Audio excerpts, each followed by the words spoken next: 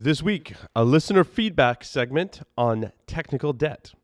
We got some more listener requests that we'll cover as well. Then we'll transition into our stories where we'll talk about how to make freemium work for you. Got lots of thoughts on that. The 7 common mistakes that entrepreneurs make, 7 pitching habits of highly effective founders, and so much more. All that, stay tuned.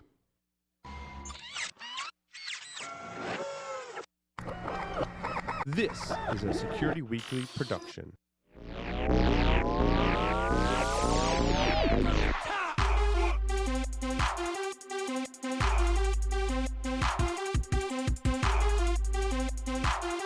Welcome everyone to Startup Security Weekly. I'm your host, Paul Asadorian, broadcasting live from G-Unit Studios in Rhode Island. On the lines via Skype from the beach in South Carolina is Michael Santarcangelo. Michael, welcome to the show. Greetings from the beach. Yes, nice to get back into the groove with Startup Security Weekly. We've got a great show. Michael, I suggest we take a break after we do listener feedback. Is that cool? I meant to tell you that before the show. I like it. Okay. There's reasons for that I'll explain later, but there's good reasons. I like it. Yeah, Yeah, so we got some good listener feedback. Listen, I got to tell you, as you and I are finding our stride with this, I enjoy it. I learn a lot, both from the preparation and the conversation, but I will say I am thoroughly impressed with the quality of the comments that are coming in. So basically, I guess if you don't have a good comment, don't bother. Yeah, there's a high bar, because I read through this list and I was like, wow. Like, this listener is really smart. He's on point.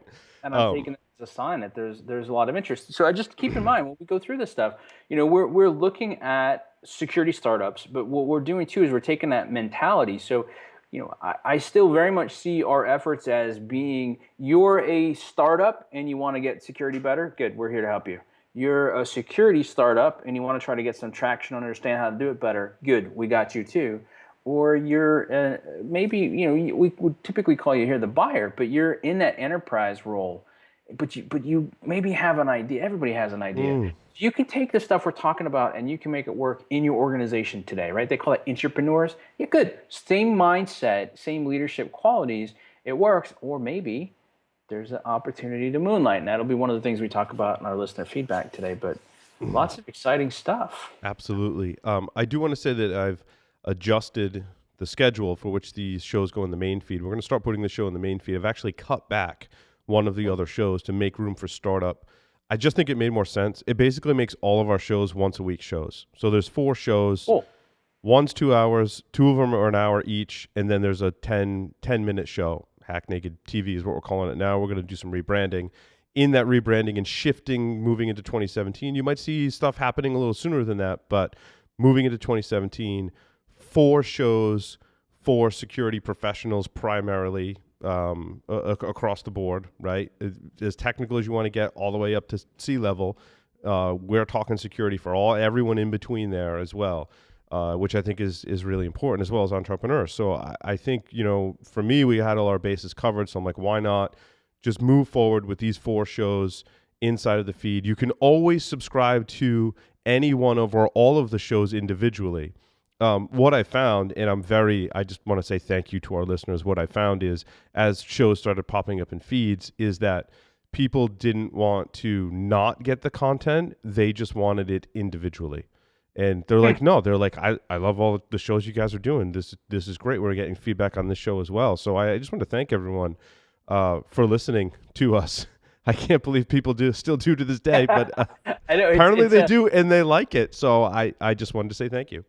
Yeah, no, you know what? Let me echo that. It's always a treat, like whether somebody tweets us or somebody sends us an email, and it's kind of like, wow, I love the question, or I love the feedback. I love all of it, because it means we're making a difference, and that's our goal. So if there's something you want us to cover, there's a story, there's a question you've got, there's a burning desire, wherever you fit in the spectrum, chat with us. We'll tackle it. And by all means, come on the show as well. We're getting set up that we're going to have guests on all these shows. We did the first one on Enterprise Security Weekly.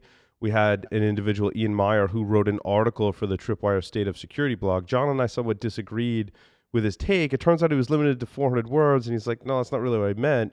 So we brought him on the show and we talked about it, which it was just, and it was awesome. He was like, this is so great. And we're like, dude, no, like you sent us an email and clarified your points. And I was like, wow, you're really smart. You should come on the show.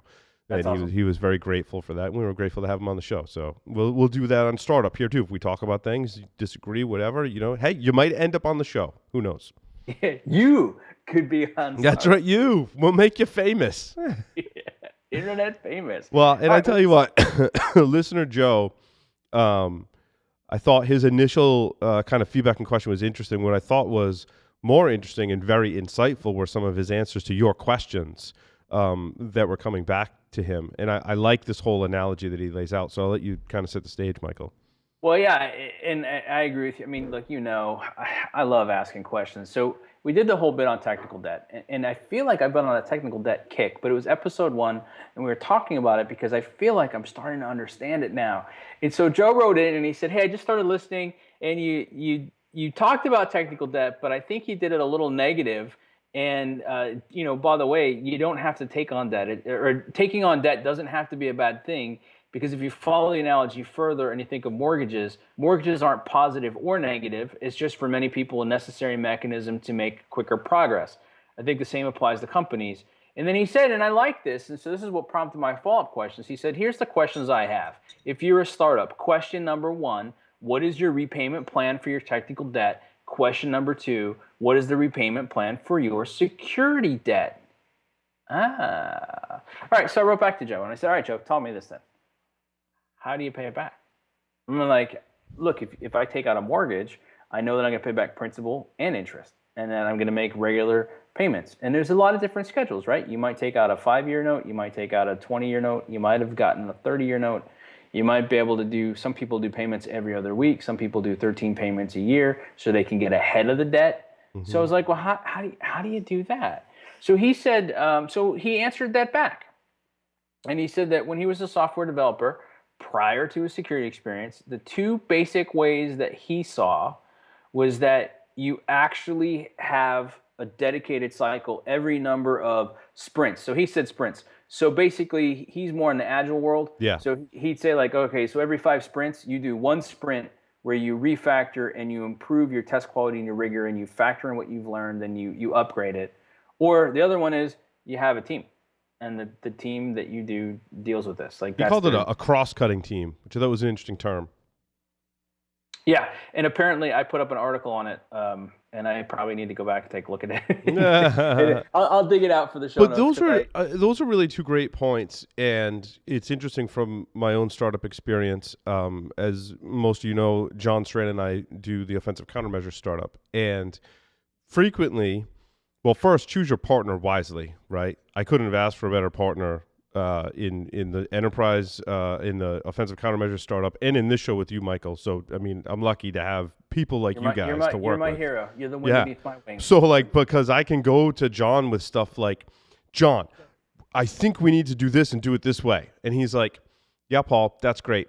That's going to cost us $500,000, and we don't have that. So, next idea.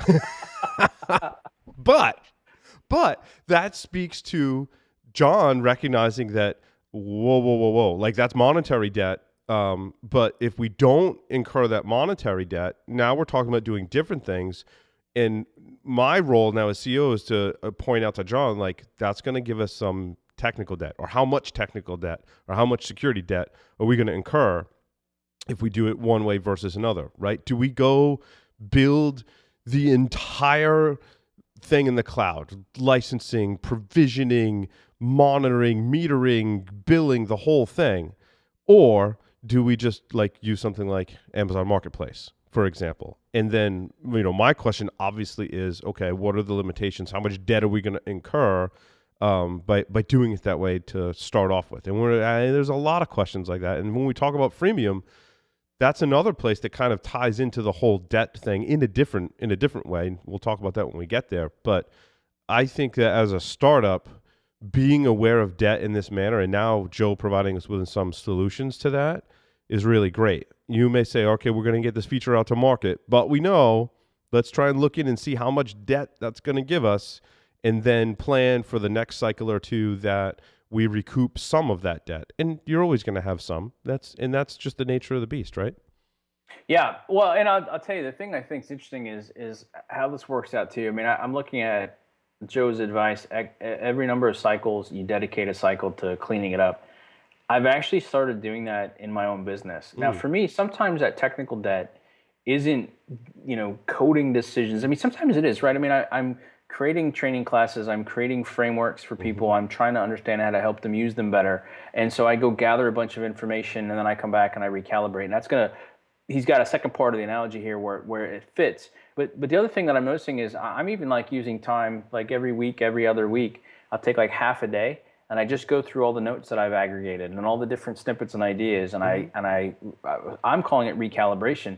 But just looking at what I've learned, can I tell you what? I feel like I'm moving so much faster. And Joe's insights here helped a lot because I went, okay, it's not bad to take on some of this debt. Jotting down an idea here, sticking it over, putting this over here, and waiting for. Okay, those are all good. Good. All right. But knowing that I'm going to get to it, knowing that I'm going to take care of it at some point, definitely helps a lot. Mhm. Now he added two parts here. He said some places where this analogy breaks down is the measurement of technical debt because money's pretty easy to measure, Yeah. but that technical debt's a lot harder. I agree with him there. But then he also had this one, and it's funny because now that I'm looking at it, I'm not sure I agree 100%. He said wiping the slate clean. He's like, so in the money example, you can't legally easily like, okay, now I got a lot of debt. Oh, I'm going to start fresh. He said, but if you look at Amazon as a good example, or Twitter, his words, not mine, as a poor example, at different periods in their growth, they basically rewrote their products from the ground up, and what they did was much more advantageous than what they had. Mhm. I'm going to argue two things. I think that they in both cases had enough financial backing that they could just do that. I don't know that as a startup that's as easy, Oh, but I don't know that if you're a 10, 50, 100 million, 200, 500, 1,000 person company, if you can afford to do that. I mean, those are okay, pretty. I mean, you could be pretty big and still not afford to do that's a that, good point. right? But what I think that he's talking about here, though, too, and I guess where I'm going to carry it a little bit differently is that there are some of us that have owned houses and sold houses and bought new houses, right? I mean, I used to live in the Northeast, and now I live in the Southeast. Mhm. You can learn differently with that, and what I've learned in my own business, and I'll admit this had some lumps, but I mean, I've basically when we came to the beach in 2010, so about 6 years ago. I really didn't know what the future of my company looked like. I didn't really understand it. I knew I wanted to change. Frankly, I didn't know if I was going to stay in security. And as I kind of waddled through that and figured out, I've spent the last year basically rebuilding from the ground up. Now, to his point, I wasn't able to free up the debt. So it it's been an interesting struggle that has been a pretty emotional roller coaster. But I'm at the point now where I'm like, okay, good, made good choices, like the direction it's going, feeling better about it, and that makes the rest of it easier. So I think either way, I like it. And I guess the point is you can pay down that debt and you can collect on it, and that's pretty good. So then that's the other thing that I asked him too was how often do you pay it back? I mean, is it you got to do a little bit each week? Do you do it by the month, by the quarter, by the year? How do you do it? And he said that here's how he looked at it was and I love the fact, Joe, that you gave us questions because well, it speaks to my own desire for Mm. stuff. He said, as a startup, you want to ask and be able to answer two questions with the bonus question. First question, how much technical debt do you think that you're taking on? And if you can answer that, then here's your bonus question. Whatever merit you're using, profit, growth, customer acquisition, etc., then are you taking on more of that than you are debt, right? And will that help? And Paul, as you pointed out, that's kind of like being upside down on your mortgage. I And thought that then was a good, as analogies go. I thought that was a pretty good analogy, right? Like, it try definitely not to speaks be to some upside down on experience. your mortgage, and try not to be upside down on your technical or security debt. I think is just like the takeaway from that. And if And you I start think thinking about that, it made sense to me anyway. no, no. And in fact, I think when you said it, I think that summed it all up. So here's his third question: what's your strategy for paying it back? I mean, Mm. like when you say to somebody, "Well, how often?" The answer is, "Well, I don't know. How much debt are you taking on, and are you building more equity than debt? If you're building more debt than equity, right, Mhm. you're going upside down. You should probably act a little quicker. Mhm. If you're adding equity, I actually think that makes it tougher, and that goes back to your last point, Paul. So let's say you're a $100 million company, but you're making money. Are you willing to make the investment to clean your code base up, to make a platform change, to put a stake in the ground and drive it forward? Mm. Eesh, I don't know. We're making money. So I think it's an interesting thing. I think it's an interesting challenge. And Joe, I really appreciate you taking the time. I feel like I understand it a little bit better than I did. And what I like about this too, both Joe and Paul, is you guys brought in this concept of security debt alongside the technical debt. Sometimes I bristle that we always think security is just technology, just coding, just the network. It's not. And so we can start using the same concept. I've looked at it in terms of writing. I've looked at it in terms of different stuff that we have. And so, Joe, this was useful. I really appreciate you writing in and helping out. Yeah, I think security debt is interesting for me because with technical debt, I like to think that there's some payoff, right? If you're going to start everything from the ground Mm. up, you hope that it increases your market share or gets you into new markets that then increases your revenue and ultimately your profit, hopefully someday, right?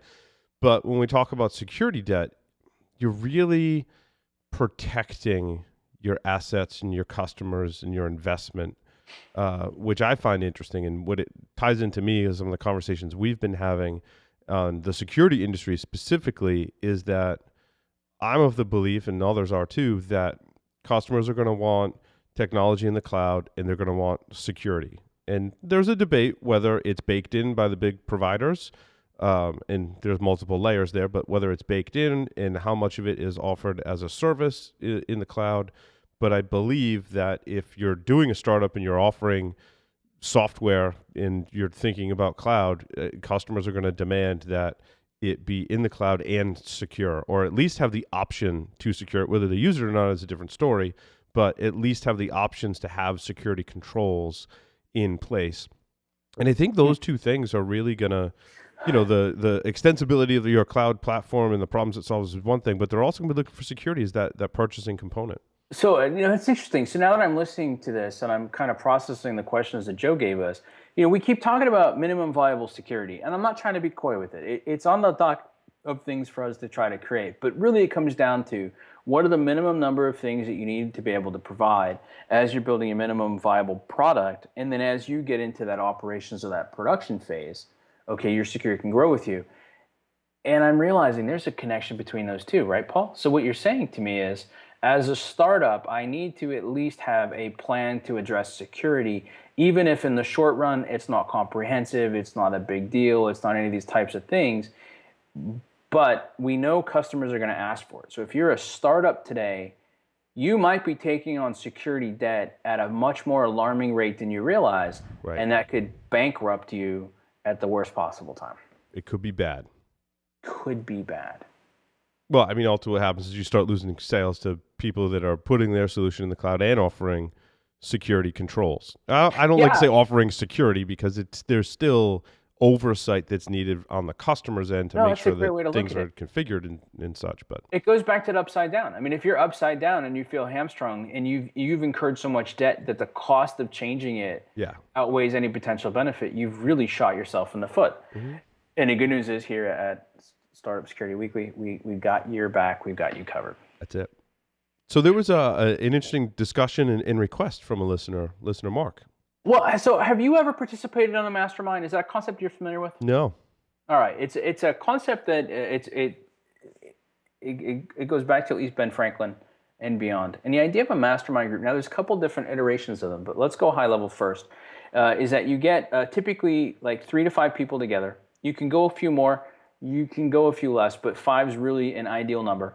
And you try to get together 5 peers, but you don't have to be equal peers, because if everybody was the same, your mastermind group is basically a circle jerk. So what you want to do is get people together that have some different experiences, maybe different tenure, different whatever. And then in a mastermind group, you decide you're going to get together on some frequency. Might be in person, might be virtual, might be some sort of a hybrid. And then there's different ways you operate it, but essentially what you're doing is sharing what's working for you, right? So there's a cone of silence, there's some trust and some confidence, and you can be brutally honest about both your successes and your challenges, and then everybody else in the mastermind gets an opportunity to participate in that. And they can either help you solve it or commensurate with you or however it kind of works out. But the idea is that these are people that are going to help you with your accountability. They're going to keep you on track, and they're going to help elevate your performance as you go forward. Bunch of different ways to do it, but that's a mastermind in general, and it's the kind of concept that frankly I've wanted to figure out how to do in security for a long time, especially when it comes to leadership and stuff. Well, Mark writes in from London. In fact, Mark started this on Twitter, so I say he writes in. He started on Twitter asking if we knew of any security mastermind groups that were in London. And so I sent him a note and said, look, I don't know of any in London right now. In fact, I don't know of any in the US. But send me a note, tell me more about what you're thinking about. So here's what he wrote. I'm just going to read it to you because he's looking for a mastermind group, a meetup of some sort. And I did ask him whether it had to be in person or not. And he said, look, I'll do anything. But here's his goal. I want to meet with some fellow, wannabe entrepreneurs and start a group. I want to be, he lists a couple people he's in contact with. And then he made a comment I thought was interesting because, Paul, you and I have talked about this. He said, once I get an MVP, he's going to apply for a cohort at one of the security accelerators. And as we've talked about, if you want to do your MVP, really, like, it's what I call idea to execution, right? 5 Ps. Got to have your MVP, you got to have your product, got to have a pitch, got to have a plan. It's going to show how you're going to make money. You got to think about 10 times an investment in a 5-year period. You got to have proof that it works, and you got to have some plan for protection. You got to think about how you're going to do that. So he said here, I'm trying to explore further. I want to do initial market validation. I want to join a group to exchange ideas and suggestions to help each other progress. And any advice that you have would be really helpful to me. So minimally, what I wanted to be able to do for Mark is say if there's anybody else that's interested in this kind of a concept, reach out to us and we can introduce you to Mark and you guys can get going. And then, broader, this feels like the kind of thing, Paul, that we should probably explore, facilitating or helping people with at some level. Maybe even as an offshoot of the show. There are people, right, we're a startup about startups. There's people who run mastermind groups for a living. I don't think it's my calling in life. I don't think it's your calling in life, but I'm happy to participate. I'm happy to take a look at it. I'm happy to figure out if it works. And if one of the things that we can do as a program is bring people together that are startups that want to mastermind on security and that are in security, that have ideas and they want to mastermind with other people or they want to participate in that concept, I'll leave it as simple as I'm open to doing what I can to help people figure this out. And I think as a program, this would be something that would be interesting for us to help people. In the short run, though, if you're like Mark and you see a need or an interest in this, or you want to know more about masterminds, you drop us a note or hit us up on Twitter, and we'll make those connections and help get you guys started. And if there's a bigger need for it, we'll either connect you with somebody else who solved it, or we'll figure out how to solve it. Does that seem fair, Paul? Yeah, and what's interesting is we do this in cigars, and there's all these mini groups that do this, right? People are all over the world, but they want to get together and they want to have a cigar and just talk about cigars and whatever else happens to come up. And I haven't done it in a while, but there's a bunch of guys that we would get together in a Google Hangout and just have cigars. And it sounds to me like I'd like to see it be as kind of informal as that. And then maybe it gets more formal over time. But so kind of like a security hangout, and then from the hangout, you meet the people that might be good for a mastermind for you. Right. And I'm not talking about a Slack channel, right? Like, I think having that video interaction is really important. I like it. Well, Mark, hopefully this helped. And anybody else interested in that concept, or you know of something that exists, you want to be part of something like that, or you see a way that Paul and I can help facilitate that. But like Paul said, on the easier side in the short run, drop us a note. We'll figure out what we can do. We'll do what we can to help you out. On that note, before we take a break, I just kind of make a quick talk. This is you talked before about thanking people and being flattered. I made the Straight Talk framework free. It's available on my website. I would tell you right now, there's some updates coming to it in the next couple of weeks, and I'm excited. I'm going to make a couple things more accessible, a little bit easier, some guidance to get through it a little bit better. I've been flattered. A couple companies have reached out that they're using that for their marketing, and a couple are trying it for their startup, and they're trying to apply those 5 questions, and they're trying to work their way through it. And I'm flattered by that. It also helped me understand that there's some nuance to it, especially if you're a startup. So what I'll say is, sometimes if your first answer to the question is, we're doing X and it's totally unique, check around first to see if it's unique as you think it is. And then when you start looking at the rest of the questions, if your answers are, well, I'm not really sure yet, the only thing that does is it prompts you to go have those conversations with your customers, the stuff that we've talked about. Yep. So I'm going to keep making that easier for people. But, Paul, this might be the kind of thing, too, where we talked about featuring people on the show. I'll tell you what, if you've answered some of these questions and you've got some insights you can offer to other startups about value and measurement in specific, or how to know if people are ready for it, that might be an interesting thing for us. It's certainly interesting for me. So if you can, just shoot us a note. Let us know. And with that, we're going to take a short break and come back and talk about our stories for the week as it relates to startups. We'll be right back.